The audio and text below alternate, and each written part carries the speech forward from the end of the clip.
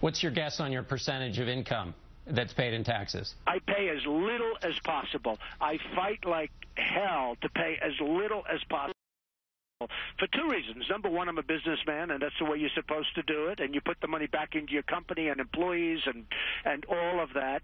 But the other reason is that I hate the way our government spends our taxes. All right, that is Donald Trump's way of saying it. It sounded like I said, like Ebenezer Scrooge. I pay as little as possible. And by the way, I might point out, for a lot of people say that, liberals and those on the left, espouse the government and everything. When they have the option in states like Massachusetts, others, for all I know, might provide that, where you could put in a line, you want to pay any extra taxes. Very few do that. So he's just being honest here. Now, you can accept or reject Donald Trump as a candidate, but it's that message that appears to be resonating, despite the play it's gotten in the media, that he's some sort of a selfish Scrooge.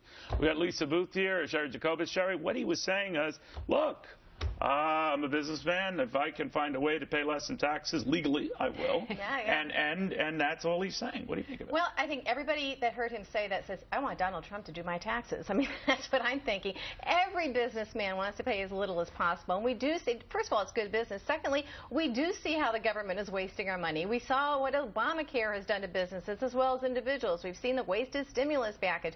And it sounds like a smart businessman. Now, that doesn't mean that other candidates can't say the same thing. But this is probably the one case where being a businessman as opposed to somebody who's held office can pay off. But, I always wonder if Mitt Romney had taken that stance in explaining his taxes. First of all, he had a passive income that he'd already paid full taxes on, and then it was taxed at the capital gains rate or the dividend rate, and he never embraced it or explained it, so people thought he was getting away with something. Donald Trump is saying, no, I'm going to grab this bull by the horn and say, I don't like paying taxes. I go for the lowest rate I can get, right? Right. Well, and Mitt Romney probably should have been a little bit more upfront and taken the issue head on, because that's what you recommend in politics. He was afraid of his wealth. Donald Trump is not. Well, Donald Trump, I don't think, is afraid of anything. But I say amen to this. Absolutely right. Look, the federal government spends too much, taxes too much, and regulates too much, and I think that's what he's hitting on here. And look, to Sherry's point, the government is spending too much, and it's really happening under President Obama. But he's not really making a philosophical debate about this. He is saying, look, if I had my druthers, I'd pay less in taxes, where the others, when they come out with their statements or tax returns, they brag about, I see, I almost paid at the top rate. Someone like Donald Trump is saying, well, you're a fool if you did. Exactly. Right? And you've got the United States has the highest corporate tax rate of anybody when you average in the state taxes on top of that.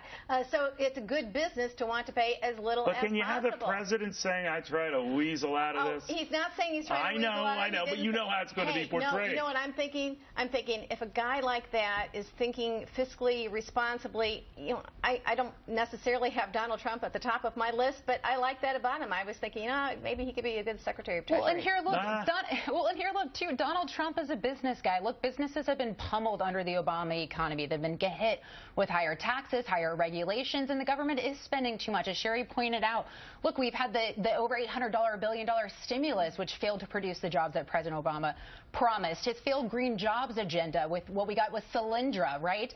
And not to mention the health care law, $2 trillion over the next decade, which has failed to really reduce prices in the way that President Obama promised. So Donald Trump is saying what people are thinking and feeling. Absolutely, what we're all thinking. And in contrast, but unlike you, I don't see him as some passing fad here. Well, I think he's driving the debate right now. It's still pretty early. If nothing else, he's talking about the issues that I think the other candidates will be talking about too, including Hillary Clinton. She's going to have to. Yeah, it's included. It's very early. Very, very early. I grant you. Ladies, thank you both very much.